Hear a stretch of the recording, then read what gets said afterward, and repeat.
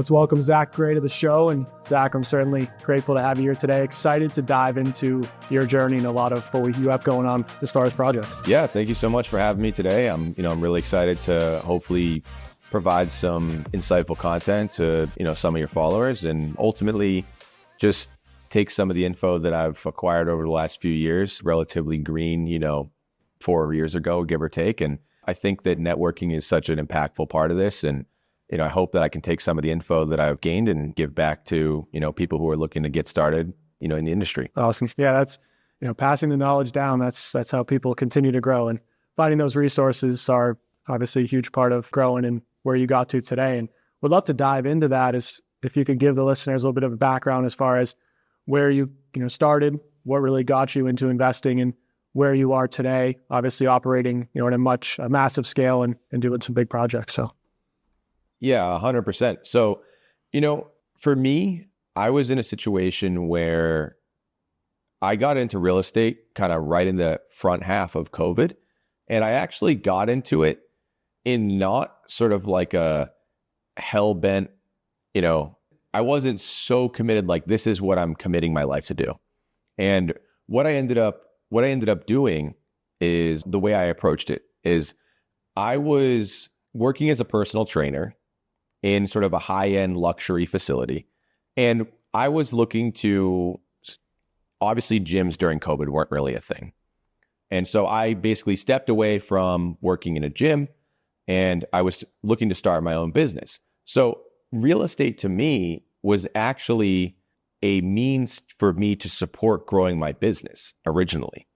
And I, at the time, lived in a townhouse, and my main objective was, how can I mitigate my monthly exposure to risk in the form of, a mortgage payment? And how can I mitigate risk by creating a housing solution for myself in which I don't have to pay a monthly mortgage? So if I can reduce my out-of-pocket spend per month, I can actually grow my business, with every dollar that I earn, rather than having to put money towards my monthly mortgage. So I simply was like, yeah, I'm going to buy, a nice 2-family. I'm going to live for free. And, I might, buy one per year for, 10 years. And then. Well, that changed pretty quickly. Yeah. So I thought, I was like, I'm going to buy one per year for 10 years. And then, I'll just ride off into the sunset. That'll be good. And so what ended up happening was, I ended up taking that path, and I did allow for me to preserve capital and be able to scale my business. And I was able to eventually open like a brick and mortar, fitness facility, which now is sort of on the back burner, and I'm in the midst of actually kind of exiting. But effectively, that's how I got into real estate. It was sort of like, it was almost like accidental. And then once I got into it, one of the things that was sort of simultaneously going on was, during COVID-19, there was a lot of stimulus coming from the Fed, the Fed. And at that time, my background is that I went to school for business and predominantly finance and accounting. So I have a pretty thorough understanding of macroeconomics. And one of the things that was really concerning for me during COVID-19 was the fact that the Fed was perpetually printing money, providing stimulus as a means to sort of prop up the economy so that we didn't down spiral into a dramatic recession. And so in understanding that, my main prerogative was to focus on trying to get as much ownership stake in assets as I could in a very short period of time, with as little capital committed as possible, so that I could benefit from sort of some of the appreciation that was about to transpire due to the economic conditions. And that was sort of the inflection point for me, in which I actually decided, hey, rather than just approach this from one house hack per year, I'm going to take a totally different approach to this. And I'm going to try to acquire as much property as I can in that time frame. And that's, like you talked about, the inflationary piece of it. That is gravy to real estate investors. As inflation happens, properties appreciate and go up in value. So obviously you saw that and took advantage of it. But at that point, so you have a 2-family, you're living for free, you're building a gym business. What changed for you at that point that led to being the stepping stone to really starting to acquire more properties? What was your next move at that point? Yeah, so I actually didn't even realize it at the time that I didn't even know how to calculate cash on cash return. I didn't know how to underwrite properties. I was like doing back of the napkin math, like when I was analyzing stuff. Like I was using like the 1% rule as like a rule of thumb. And I was like, yeah, like this is like notably over 1% rule. This is notably under. Like this is a good deal. This is a bad deal. Yeah, like I didn't have any like formal process of like, underwriting. Like I wasn't doing any of that at the time. And so I realized this, and I was simultaneously learning some of the qualifications of lenders and how sort of the lending landscape worked and how they understanding various products like DSCR loans, where they're not qualifying you based off of your own financials. They're qualifying you based off of a property's financials. And then that first property you bought as a 2-family, obviously for those listening, you can buy a multifamily 1 to 4 units with a lower down payment if you plan to live in it. So was that something you took advantage of? Do you remember the structure of the loan? Yeah, absolutely. So in my first property, I actually was sort of an abnormal situation in the sense that I had to, so I was running my own business. I had less than 2 years of self-employment. And so I was not actually eligible for sort of standard like Fannie Mae, Freddie Mac, 3.5 to 3.5%, 5% down loans. I obviously didn't have a lot of lending relationships at the time. I actually went on Bigger Pockets and then sought out local investors in the area to help refer me to somebody who offered what's called a portfolio loan, in which they actually retain the loan in-house rather than most banks opt to sell it off to a third party. So what this means is they have more flexibility in regards to their lending parameters. And what they required of me was for me to sell my existing townhouse and then roll the equity into my first duplex purchase, which is what you're mentioning. And I actually had to put 20% down on that property. So I was able to roll a vast majority of the proceeds from the townhouse that I had purchased years prior into that first acquisition. And use those proceeds as your down payment. Exactly. And so I was able to do that on that first duplex. And then I was able to take a line of credit against that as a means to try to pursue scaling thereafter. But it's a great vehicle to tap into that equity to get some cash. And, for those who are curious, an equity line is essentially works a lot like a credit card. You look at what you owe on your mortgage compared to the purchase price or the value of the property in this case. And all of that extra equity that's sitting in there, you can actually tap into it on the form of a line of credit and use it not only for your next purchase, but really for whatever you might need to in terms of real estate investing. You can lend off your equity line of credit. You can buy flips off your equity line of credit. You can use it for down payments. So it's basically a checkbook. And how did you take that and use it to your advantage going forward? Yeah. So at that time, I think one super important thing to understand during this whole sort of preliminary process is that banks have sort of a certain threshold from a debt to income standpoint that they set as a parameter as to how much money that they're willing to lend to you. And habitually, the threshold is about 50% of your income. So 50% of your income is the maximum amount of debt that they're going to allow for you to take on in the form of a monthly payment. Other items in your life, such as like your car, you might have personal debts, college student loans, things like that, count against you. But one of the most impactful things that I think is important for new investors to understand in the early going is that when you are acquiring a multifamily property, they actually count every residential unit. They count 75% of the rental amount for that unit as part of your income. So you might be in a situation where you only make $40,000. Now, if you make $40,000, they're going to be willing to lend you about $20,000 a year. So that's probably about $1,500 to $2,000 a month. So $1,500 to $2,000 a month in Massachusetts is not enough in order for you to even get a mortgage on a property. You look at $200 to $250K. Yeah. Yeah. But if you buy a 4-family where you get, let's say, 3 residential units, let's say they all rent for $2,000. Now that's $1,500 in income at the 75% threshold Per unit. So now you have $4,500 in income across 3 units. So now if you take your income of, let's call it, $3,500 to $4,000 a month plus $4,500 in rental income, you're now at $8,000 a month. So now they're going to lend you up to $4,000 a month. So this is where you can basically hack the system, even if you are not a significant W-2 earner, because you can use a 4-family property as a tool to help you qualify for a higher mortgage. So now if you can qualify for $4,000 a month, you now are able to qualify for probably close to a $600,000 property.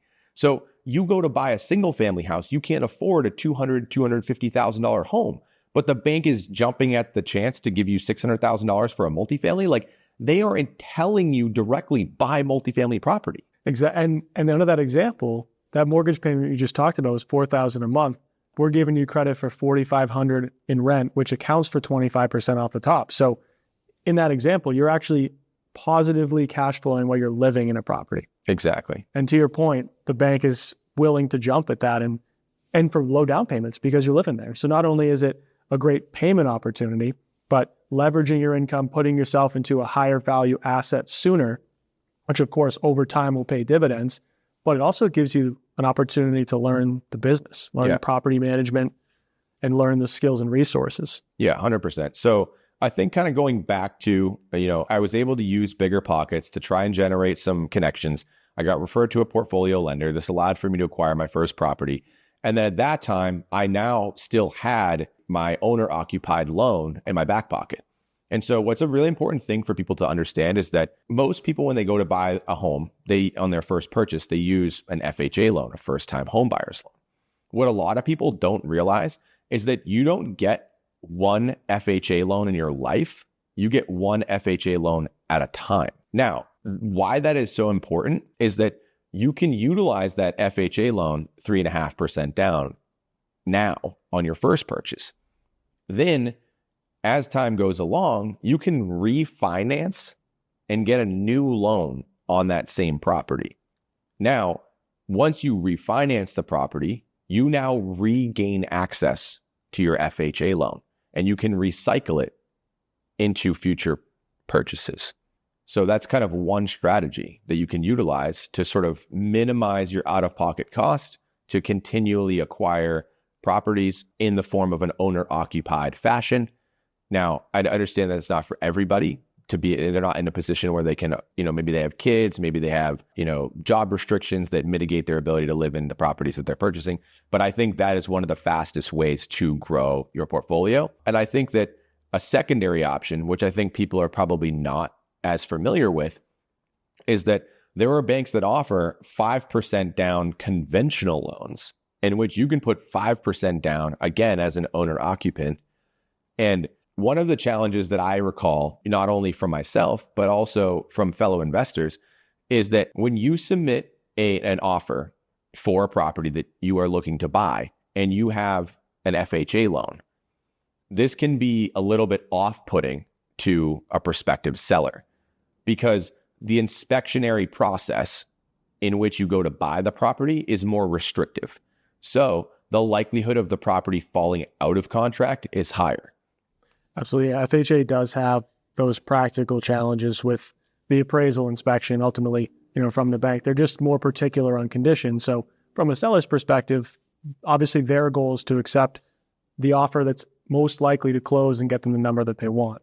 So having that potential concern up front poses some challenges. And FHA has some other, practical challenges in terms of rent requirements that can, again, be a barrier to entry for not only the buyer, but from the seller's side too. Yeah. So essentially, if you keep getting beat out on offers with your FHA loan, something to consider is, hey, maybe instead of putting 3.5% down, I can put 5% down. I can go with the conventional 5% down as an owner occupant. But now you don't have to do all these hoop jumping, right, for the same loan product. So now when you go to submit offers, you actually present as a less restricted offer that is more enticing for the seller.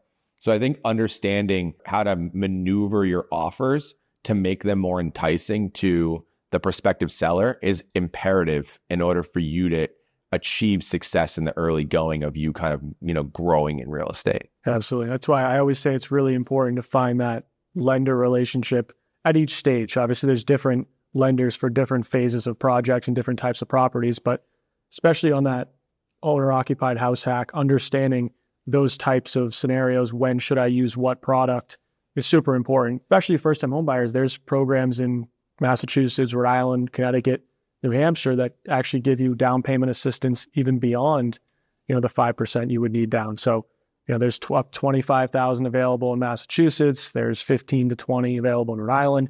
Connecticut has a whole, slew of programs as well. So understanding when you can use those programs and if you qualify helps you preserve your cash to put you in a better position to grow faster. So it's important to have that strategy planned out with your loan officer.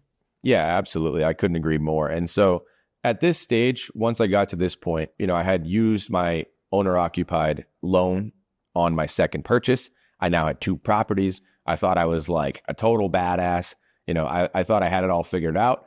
And I was like, what's this next step? Like, what do I do next? And I'm like, well, I got a line of credit on this first property. I got some like dry powder, and I probably don't have enough money to like buy another property by myself, but I could probably pool resources with somebody and we could do something together. So I was like, well, the easiest way to find that person is probably to go to somewhere where every single person is interested in buying real estate.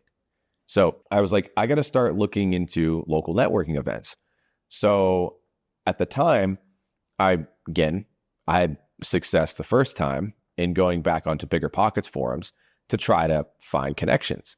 So I went onto Bigger Pockets forums and I tried to look for, hey, who hosts, local meetups in the area, and, what do you guys recommend? And I got referred to go to a meetup in Worcester. And I was like, okay, well, cool. So, I went to college in Worcester, so I was pretty familiar with the area. And I was like, all right, I'll go check it out.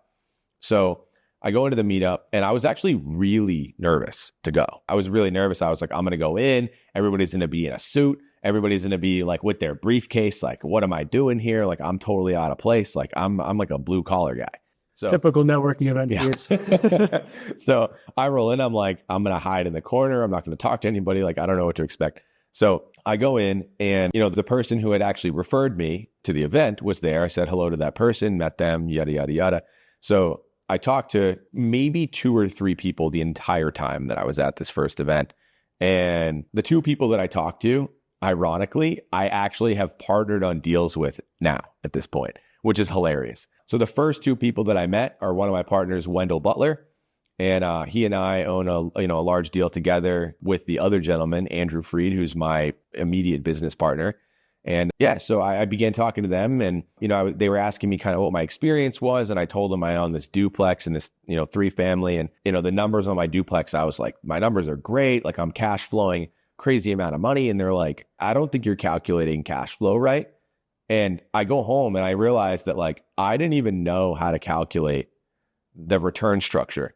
And still to this day, he won't let me live it down. Where he's like, you remember that time when we talked at the first meetup? And he's like, you didn't even like know what you were doing. And like, it's true. But start somewhere though. I think the jumping off point here is that at that time, it's like I had spent so much time listening to Bigger Pockets. I had started reading books. It's like one of the things that I realized very early on in my professional life is that it's really important to put yourself in positions where you're effectively the dumbest person in the room.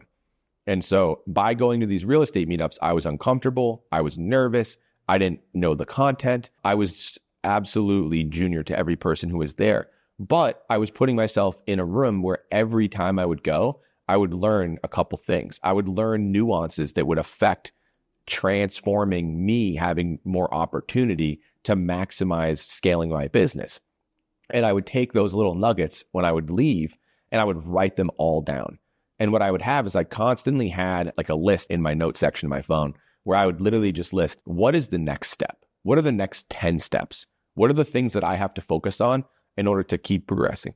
And I think that having a constant running tally of the things that you need, the action items that you can take each day to help you level up just a little bit over time, you get to a point in which you've made a lot of progress. And I think so many people get bogged down by how much is required in order to make that progress that they put it off or they procrastinate. And so one of the things that I, again, going back to like books that were impactful for me, it's a book that I read early on in this process called Checklist Manifesto, which is actually a book that talks about the power of every single time you think of something that you could do to better your situation, you write it down. And so now when you have 30, 40, 50, 60 things written on paper, at a minimum, when you have downtime, when you have free time to be able to commit to, improving your situation, improving your business, your ability to take meaningful action is expedited because you're not bogged down trying to think about all the things that you drummed up in your best moments. That's a really important step, especially in real estate and it's a quote, it serves multiple purposes, but it's something to the effect of your biggest failure is the inability to take action. Absolutely. And where people often miss is that step you're talking about, where you think about something, you know what you should do or you have to do, but you don't implant it in yourself, in your daily intention to actually make a step forward. And then through those steps, like you're saying, over time, you built, one step at a time, eventually you'll walk a marathon. So that's a huge piece where in real estate, I think people fall short often is they worry about having like the perfect plan together, or they get overwhelmed with the multitude of concepts and shiny objects that are out there, where if you're able to take very tactical steps, going to a meetup, taking 2 or 3 things away from it, going home, digesting those, making an action plan, then doing it, that's where you'll start to see progress over time. Absolutely. And so I think that the number one thing that I can attribute my real estate success to is relentless action taking. Like, I would get on the phone and I would call tons of lenders. I would go to meetups and I would write everything down. I would listen to podcasts and I would write things down that I didn't understand and I'd research them later. I would write things down I did understand to make sure I didn't forget them. Like, it's about like you harvesting information, seeking resources, like understanding how to build awareness and connections in the space in which you are looking to make progress, and then compounding those resources to help you achieve your goals. And that's, I think, hit the nail on the head from that perspective, especially with being intentional. I think people, they think in the back of their mind, I'd like to get into real estate, or I'd like to start that new business or make more money in my sales job, but they don't actually reframe their mind to be intentional with their actions and their thoughts to actually put that as a reasonable goal in the future and set those parameters. And one of the things that I always point back to, and so like a lot of people in real estate, but really in any sector, one of the things that results in them not taking risk, not taking action, not making strides in the direction that they want to, is they're afraid of what could happen or what the worst case scenario is. And one of the things that I always come back to is take the average person. The average person, right, works a W-2 job. They claim to put in 40 hours a week. And the thing is that they work Monday through Friday. They don't work weekends, and they work 9 to 5 or 8 to 4 or something like that. Coffee break, lunch break. Yeah, exactly. And so the way that I approach it is, if you woke up every single day and committed more than 8 hours a day, let's say you did 10 hours a day. Let's say you did that for 5 days a week. Now you're at 50 hours. Let's say you added a 6th day. Let's say you did half. Let's say you did a 5-hour day. Now you're at 55 hours. So let's say we can get it all the way up to 60 hours. Now you're doing 50% more work than the person who does the 40-hour week. And that's assuming that the person who does the 40-hour week actually does 40 hours. Let that person probably F's around, plays a little golf, takes a half day on Friday. And so really what it comes down to is a vast majority of the population just is not willing to work that hard. 100%.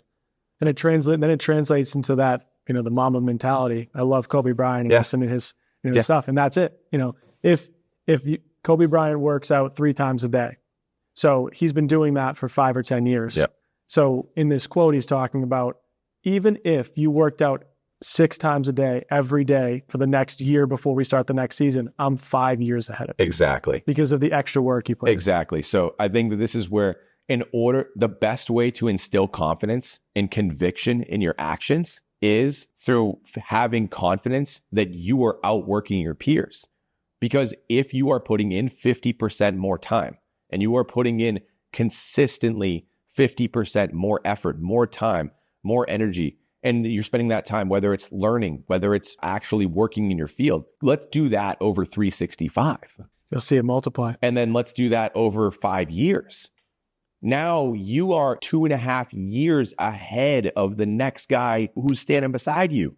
And so this is where I are on the side of, like, in real estate, it's all about time commitment, taking relentless action, right? That Mamba mentality of, like, I'm simply just going to outwork you. And, like, that is the single differentiating factor, like the pillar that allowed for me to feel confident in me pursuing, step after step after step in this field. Because again, I didn't know all the answers. I didn't have all the solutions, but I understood what action I needed to take in order to achieve or find the answers, or meet the people that could help me find the answers. So then that way I was able to achieve my goals. And then once I started going to these networking events, and I realized there was this whole ecosystem or this infrastructure that I could tap into whenever I had a problem. Now you take that 50% work ethic where it's like, hey, I'm outworking everybody else here, and I have the support structure behind me to solve all my problems. It's game over. You don't need all the answers. You just need to know who to call. Exactly. And that's real estate, life, and business in a nutshell.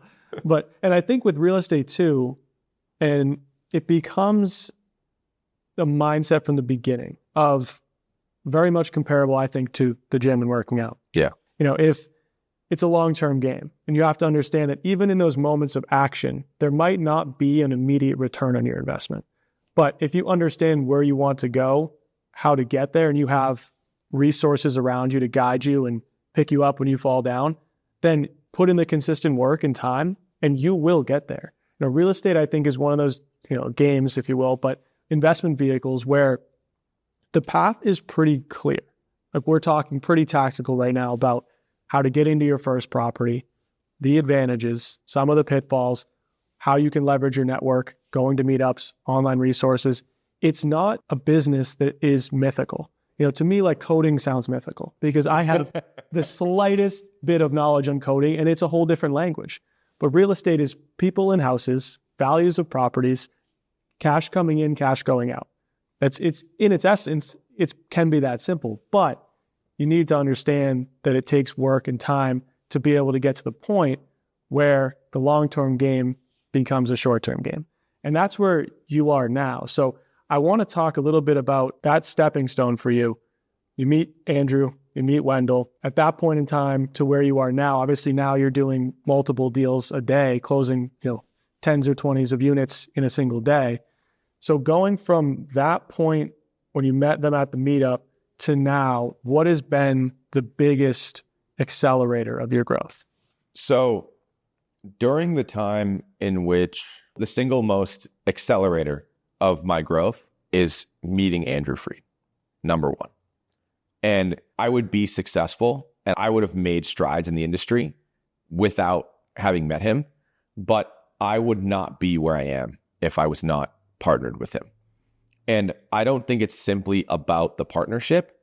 I think that he didn't even realize at the time that we were partnering, and he was like sort of simultaneously a mentor for me. So what I realized is that I'm a little bit discontinuous when it comes to action taking, far beyond like normal people. And I don't mean that in like a conceited way. It's just like, what are my strengths? My strengths are I am willing to wake up at 4 a.m, start working, and I'm willing to work longer than anybody else. And I'm going to get more accomplished. I can switch from task to task to task very efficiently. I write everything down that I need to do, and I get more done than the average person. So that's really my superpower. And what I realized is that I need to go find the people who complement my skill set. And again, where I lack my skill is I kind of need somebody to like put some guardrails up and like be like, hey, go as fast as you can in that direction. Right. And so the thing with Andrew is like, Andrew's really good at implementing systems. He's really good at like storing data, having having an organized structure for all the documents that we need to be able to compile. He's really good at putting together like Excel models, having a personal financial statement, and then additionally, he was already an investor-based agent. So he's very familiar with a lot of the nuances of transactions. So for me, I was really green in like the actual language and the verbiage of real estate. I was also, I'll be honest with you, I'm a person who's like, take tons of action to get a bunch of stuff accomplished. And like everything is a little bit chaotic and like I'll organize it and figure it out later. And that was a detriment to me when we first started working together. And as time has gone along and we've implemented systems, I've now gotten to a point where I understand the importance of those systems and utilizing them. It's like I've sort of leveled up my game on that front. But I really do think that finding the person who exemplifies your weaknesses and then taking that person and saying like, hey, like, is it possible that we could work together on deals? And I think there's to that point, I want to talk on two different things relative to this. I think that one of them is, I think so many people are averse to partnering because they have concerns over confrontation. They have concerns over different timelines and agendas. And I think that they also have too much pride. Which would you say that boils down to a lack of trust?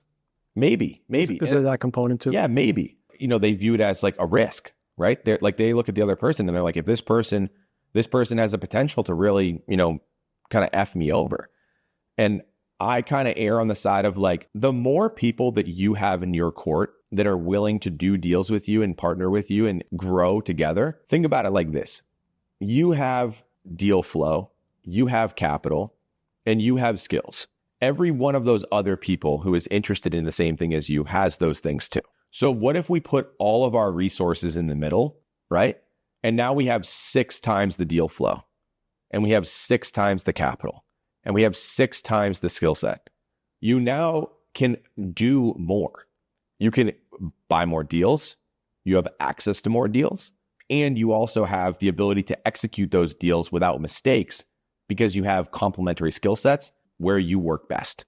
Now, at the beginning, when you first met Andrew at the meetup and you decided later on to partner, was this your thought process? Did you preempt the partnership by saying, we're going to go and find a deal together, we'll pool our resources and execute on this game plan? Or was it something that was sparked as a function of an opportunity that created, the alliance together? So it was actually one of the things that I identified about Andrew that really moved the needle for me is that I could sense how relentless he was.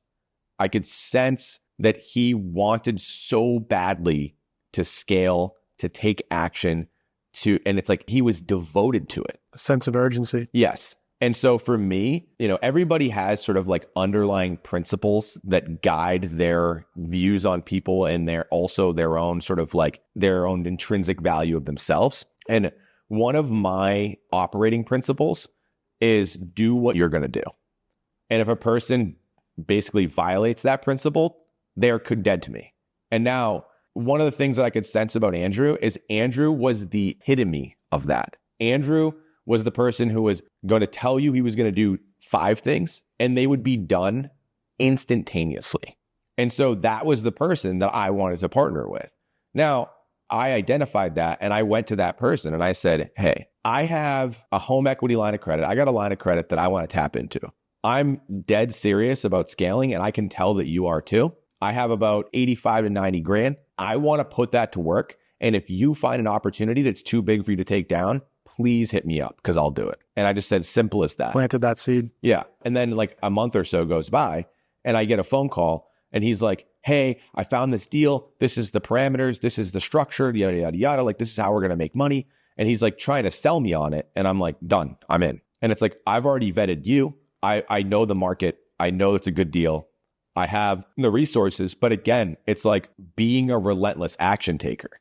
It's like, I'm not going to sit here hem and haw over the particulars. I'm like, let's go walk the property. Let's submit an offer. Let's move this along. Let's go sit down and have dinner. Let's hash out the responsibilities. Like, let's move this along. And I think that's what it comes down to is you have to want to take action. And I feel like a lot of people, before they get to that point, like they think, I'll find a deal and then I'll get a partner. But preempting it gives you the ability to take the time to vet someone and make your intentions clear. But I feel like a lot of people run into that stumbling block or that brick wall. Like, how do I structure a partnership?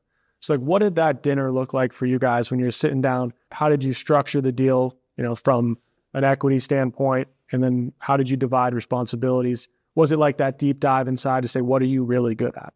And is that really what drove the partnership? We drove down the street. We went to Baba Sushi. Good spot. Yep. We sat down. I handed him a piece of paper. He handed me a piece of paper. And I said, before we even speak, I said, write down all the things you hate doing. And then I said, write down all the things that you like doing. Ooh. I said, great. Let's put them open. Like, let's put them out in the open, right in front of each other. Tell me the things you hate doing. And he's like, I hate doing this. I hate doing that. Okay, great. Out of all the stuff that's on that list, I'm going to tell you the ones that I don't mind doing or that I like doing. That's what I'm responsible for. And then I put down my list and I said, here's the things I hate doing. And I said, out of those, which ones do you like? And he's like, all of them. I'm like, sounds good to me. Perfect. Sounds good to me. Perfect. So now I err way more on the side of put the list together of what you hate and then find out which of those your partner can execute on. Because the number one path to success is you being invigorated or having energy from doing the tasks you're responsible for. If you're responsible for tasks that suck the life out of you, you will not progress as fast. That's a fact. There's a book that Andrew Reck actually recommended to me, Buy Back Your Time by Dan Martell, that's the exact principle. Yeah. And if you're someone listening to this and you want advice, tactical advice on how to get your time back and scale, that principle is so important. Like, find the tasks that energize you and get you more motivated to go do more work and continue to perform at a high level. Yeah. And I still think about that to this day. Like, every day I wake up, I'm like, man, what do I hate doing? And I'm like, whatever I hate doing, it's like, who's the person who's going to solve that problem for me? So, and how have you taken that to like where you are now? Because obviously now you have a team in place, you're running, high level operations, multiple projects at the same time. What did that first hire look like for you? Like, when did you realize you needed to hire someone, and how did you go about starting to build that team? Sure. So number one, the ability to hire somebody to help assist your business is expedited when you have somebody else to split the cost with, number one. So Andrew had his own portfolio. I had my own portfolio. We had some joint stuff together, but we could pool resources and we could hire somebody to help handle any on-site meeting, within reason. If it was an emergency or if it was something that required higher level input, then we could do, something. Sure. But day-to-day maintenance items and sort of trivial tenant communications were all run through this hire. So now, did you have a software at that point that was managing your tenant communications, or were you just getting texts, or how was? We did not. We were simply, it was really disorganized and, compared to today, but it was all text message. We hired one person and we put out a listing for basically a sort of young, ambitious, hungry individual who was potentially interested in real estate. And my selling point on this is I said to this person, listen, if you put in consistent effort and time that helps me and my partner reduce our commitments in person on these projects, over time, we will cut you in equity on these deals. Now you take a young kid who's 18, 19, 20 years old, and you talk to them about, hey, you're going to get a percentage of each deal, right? So let's do the math here. You go buy, let's say the average property in Massachusetts is $700,000 for a multi, $700,000. All right. So 1% of that deal is $7,000. All right. So now, just to give you kind of food for thought, in the first year, Andrew and I think bought 4 or 5 deals together. So let's do 7 times 4 or 5. If we were basing it off that model, this kid would have been getting $28,000 to $35,000 in equity long term. Which multiplies. Yeah. Now, do you think that next year we're going to do less volume or more? More. More.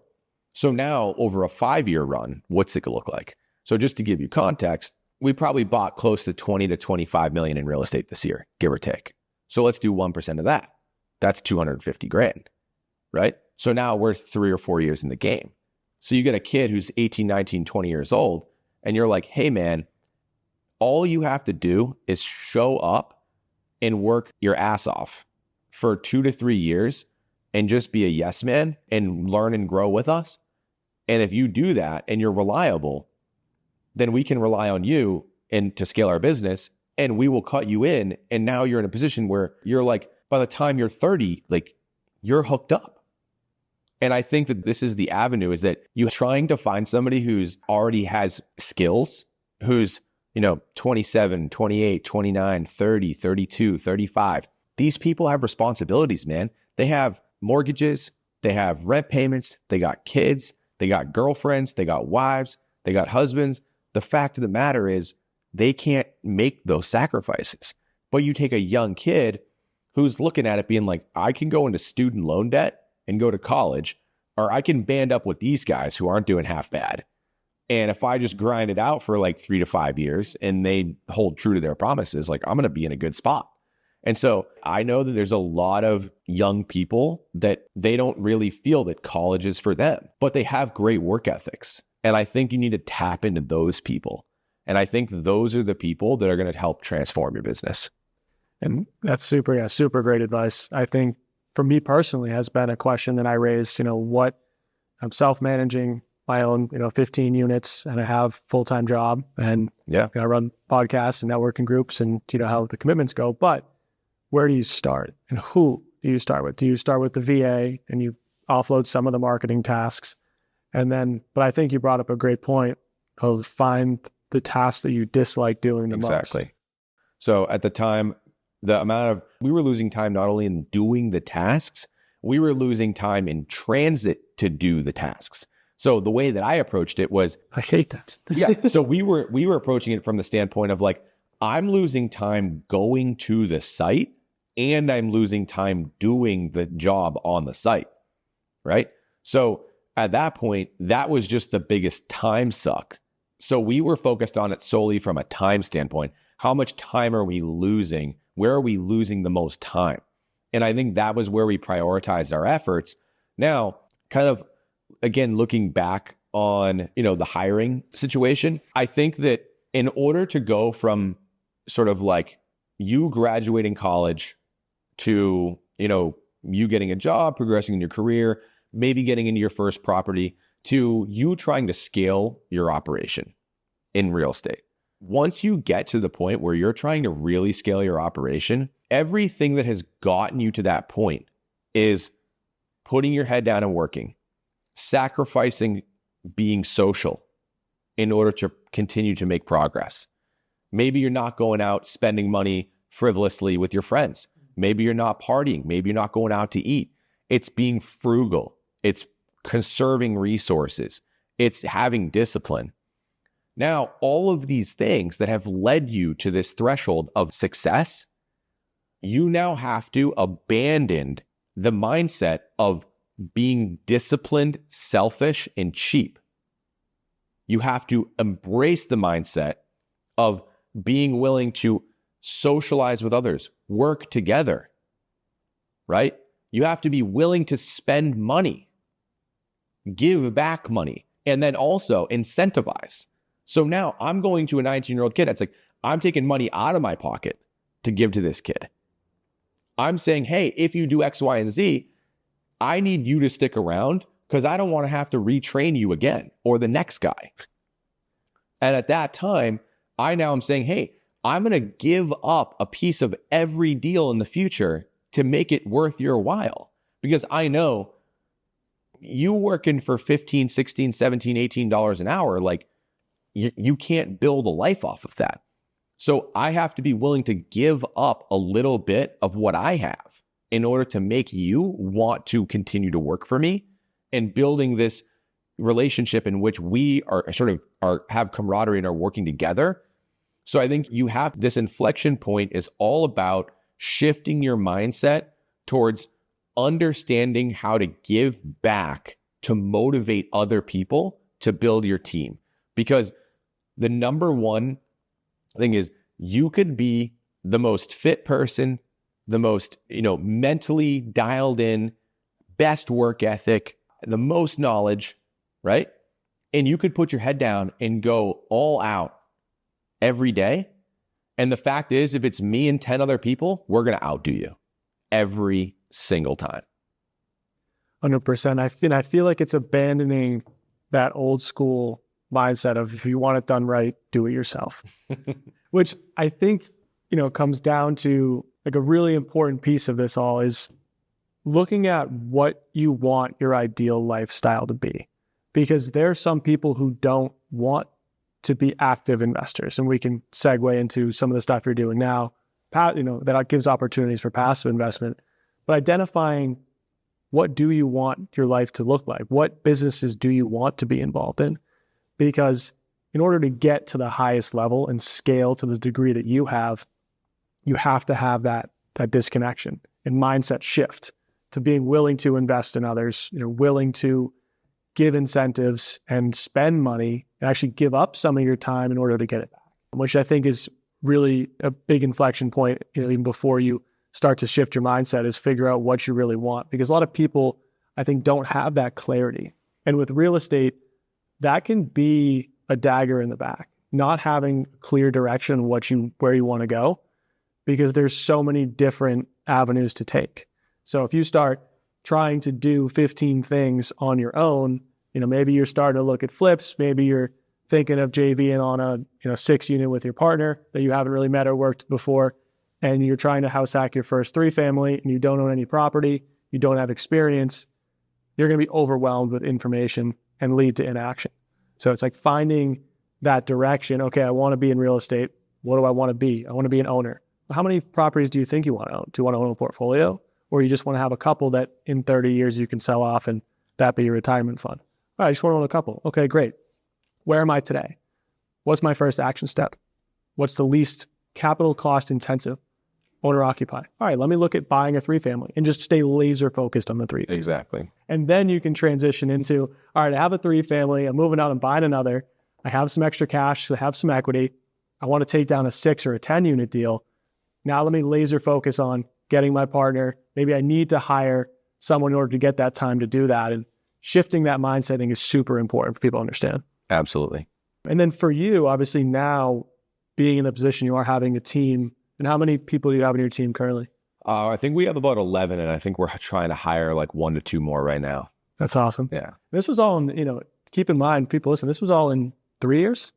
Yeah. I bought my first house hack, and we went from, I had a duplex to now we have roughly around 300 units owned and under contract. And, between myself and my business partner, Andrew, we now have like an 11-person team, and we're looking to bring on kind of like a master's level VA that's not just a, standard low paying virtual assistant. I think we're looking for somebody that's like more like college educated, can do financial modeling, can like put together like loan request packages, like a little bit more intricate skill set that almost has like executive level skills. And we're, going to be paying more for that.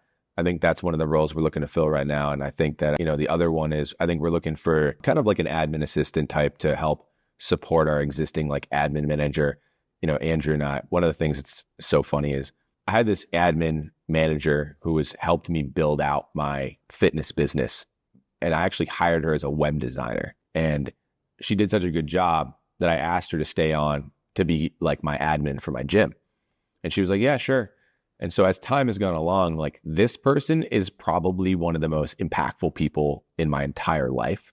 She knows you. Yeah. And your business. Yeah. And I made a case at the beginning of the year to Andrew where I said, listen, we want to grow. We want to, put some systems in place. We want to start using a rental software called Appfolio. We want to build like this whole custom dashboard that has all the tools on it that we need. I said, I have the perfect person to help build this. You just need to trust me on this. And I'm going to tell you that like, we're going to be a year into this and you are going to literally look at this person and be like, this person is like you can't live without them. And we had a phone call literally yesterday where he calls me and he like literally said these exact words. He was like, this person is indisposable. Like, we need this person forever. Those people are so invaluable. Yeah. You can't lose that time. Yeah, finding those key people in your business is so important, and especially to be able to scale, to levels you have. And we'd love to have you on again at some point to be able to talk in more detail about what your business looks like today and how you guys are operating. But thank you so much for coming on, Zach. It was a true pleasure, and I'm looking forward to the next. But if people want to learn more about you, where can they find some resources for you? Yeah, absolutely. I would say just, reach out to me on Instagram. My Instagram handle is at the 1099 mindset. That'd be the best place to, connect. And I'm happy to, share resources and collaborate. And, if there's any way I can help people who are looking to get started, feel free to reach out. Awesome. Thanks again, Zach. Yeah.